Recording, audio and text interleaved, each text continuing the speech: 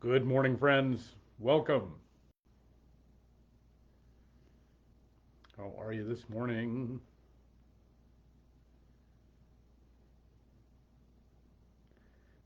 Pray you are doing well. And on this gray day here in the city, as we look towards got a little weather coming in over the next few days, expecting to get some rain. And here, and I know north of us, we're expecting some snow. So the season is upon us. All these different ways. Hey, good morning, Donna.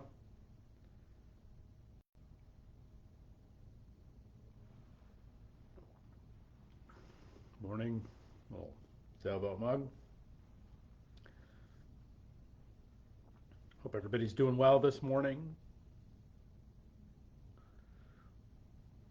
Hello, everybody.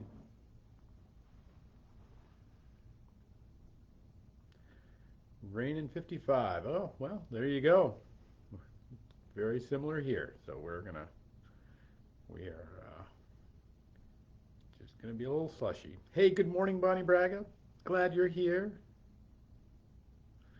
Your mug has hearts on it. Oh, very nice.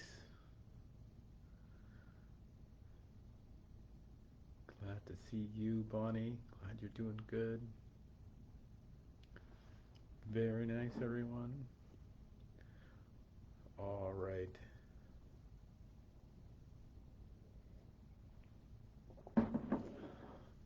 Okay, friends, let's get going this morning. It is the 10th day of December, where we are on the countdown. We are on this Advent journey to Christmas. Welcome on this day to 11:11. Welcome to this journey to Bethlehem. Welcome to this new week that we find ourselves in. Hello, everyone, and welcome. Good morning, Vicki. Good morning, Sharon. All of you that are coming along. I pray you're well and uh, able to find your way into this spirit, the spirit of this season a little bit. There are the many characters throughout the biblical story, and this is that's this story of Jesus coming into the world, and all of the miraculous and the beautiful and the tremendously uh, difficult ways in which this story unfolds that we are preparing to receive here in a few weeks.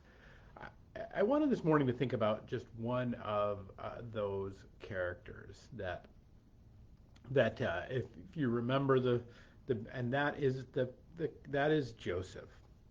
And Joseph often is, he's kind of a bit player at best. Many would suggest that he's not central like Mary. He's not metaphysical like the angels. He is not called to witness the way the shepherds are in their direct influence. He at best he is a dreamer. Because he has this uh, of God speaking to him in a dream. He doesn't travel the great distances, but what he does do is he keeps Mary safe in the journey, and that Christ may be born into the world. And so you and we, his big appearance really is in the Gospel of Matthew in the first chapter, and this is in large part the message that the mention that he gets. There's a few others, but this is really the big one. This is it. Joseph, son of David, do not be afraid to take Mary home as your wife, because what is conceived in her is from the Holy Spirit. She will give birth to a son, and you are to give him the name Jesus, because he will save his people from their sins. And when Joseph woke up, he did what the angel of the Lord had commanded him. That this encounter with the angel, this dream encounter that he has, and this message of of God coming into the world is Joseph. Now, here's the thing. this is the ancient world, and this is the Middle Eastern ancient world. The ancient world today would have Mary being honor killed by her by her established by her tribe, by her family.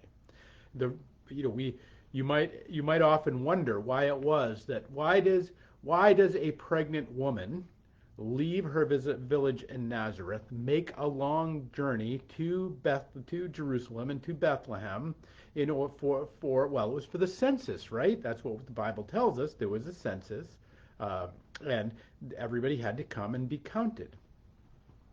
But that was never what happened. The whole family didn't go. The head of the household went. The head of the household went, and they reported, "This is how many people I have in my household." It made no logistic sense. It made no real sense. It made no uh, sense in any portion that the whole family would roll into Jerusalem. Why then does does Joseph pack up Mary and drag her at 9 months pregnant on the back of a donkey all the way to be able to give birth, instead of surrounded by her family and surrounded by the all of the good people of Nazareth, instead to give birth in a stable because there is no room at the inn? The reason is just what I said before, because otherwise Mary would have been honored killed by her family.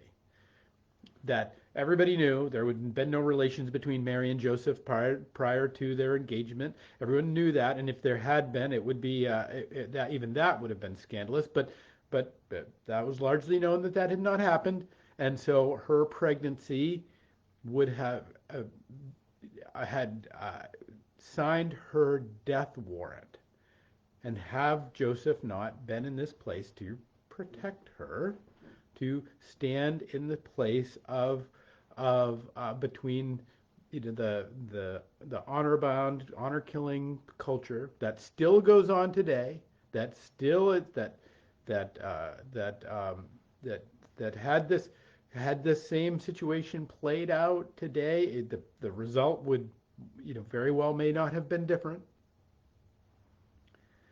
So Joseph becomes this figure, instead of being one who is who's just kind of this bit player. In many ways, I think is in some ways a central part of the the story of Jesus coming into this world. No Joseph, no Jesus. No Joseph, no Mary. Joseph's willingness to swallow pride, to be embarrassed among the people his clan, to actually stand against his tribe in some form or another, for this call that the angel has given him, that for this assurance that seems pretty sketch, doesn't happen a lot. I don't know about this story, angel, but his experience was so profound in the visitation of this angel.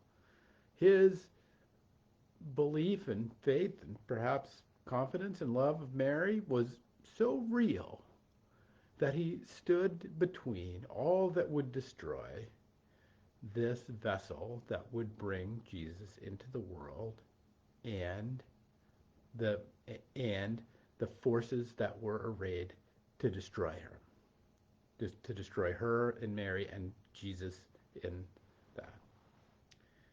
This is his role. This is his place. And I feel like more often than not, we're often invited to be one of the characters.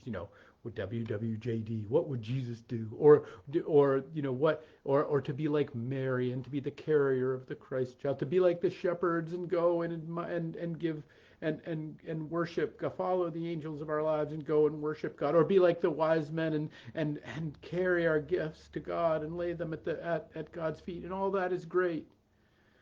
But I actually believe that in some way, for our age and our time right now, the most powerful character in our story that we're preparing, that we're walking into, that is on this journey, is Joseph. Because he's the one that stands between the chaos of the world and all the goodness that is, and all the unfolding of Christ's coming into the world. And and so what does that look like in our lives now? What does that mean? It means keeping the main thing in a way.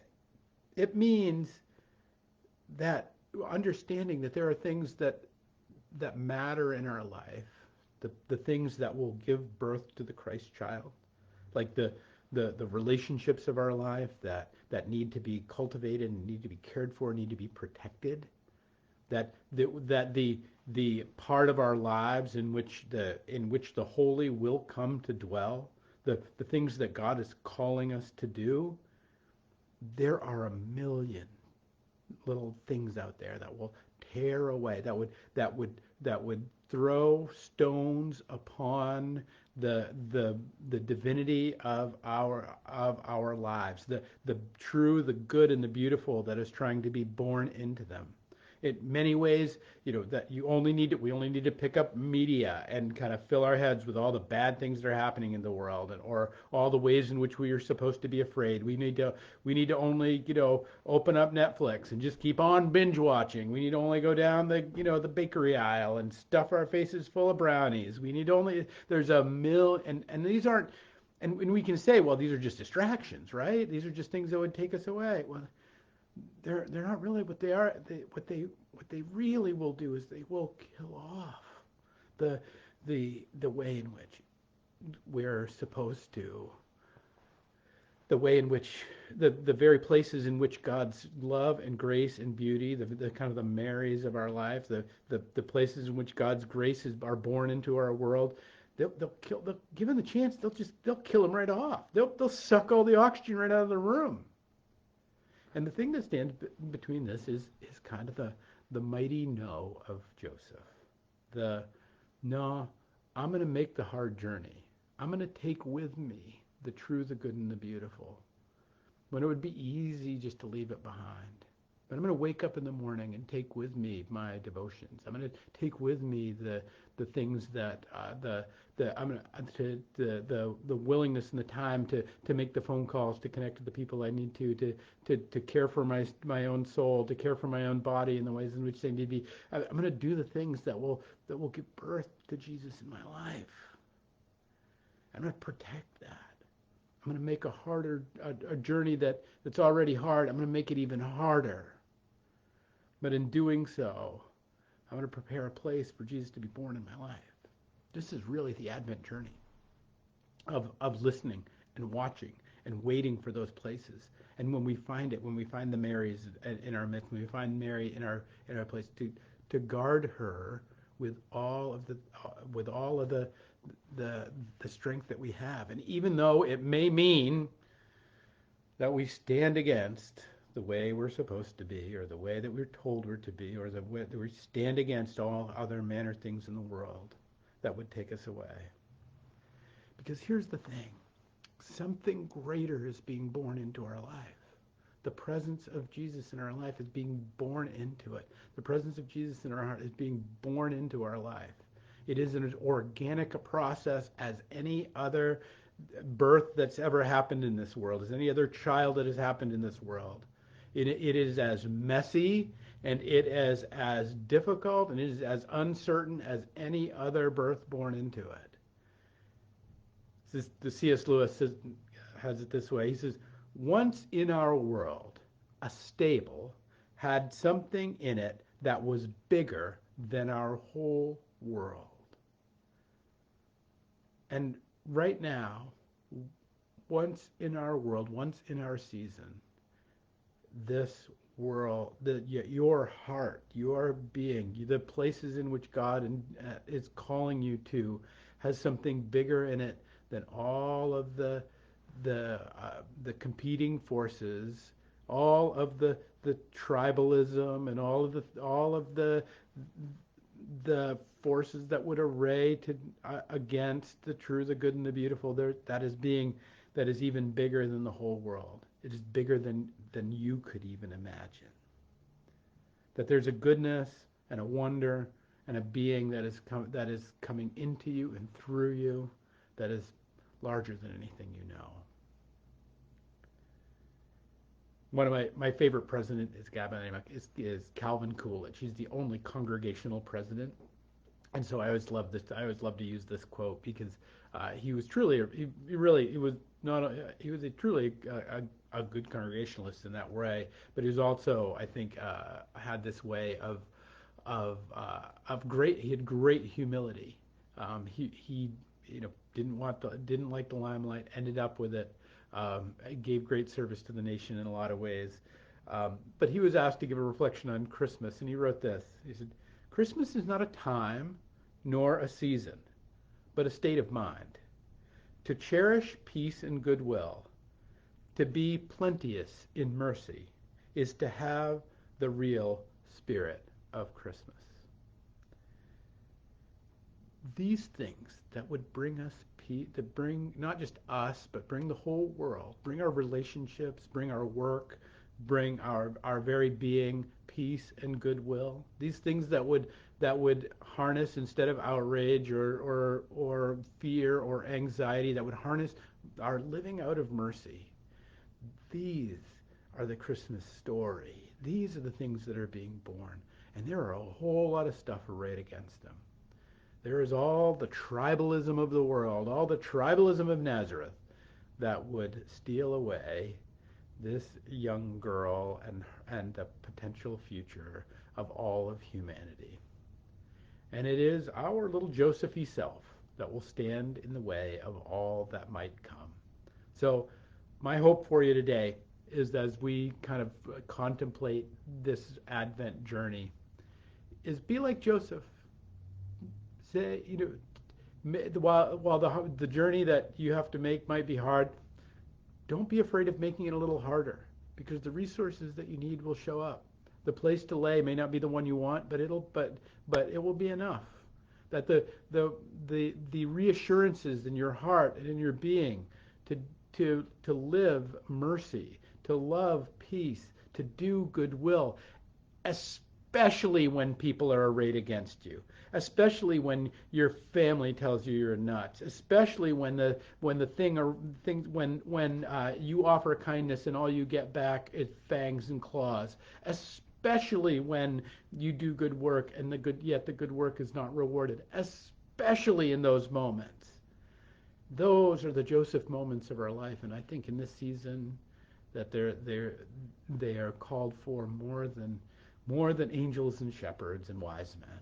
So my hope for you all, friends, these days is that you'll be a little Joseph and you'll care for the coming of Jesus in this world and into your lives. And in doing so, you may know peace and goodwill and plenteous mercy.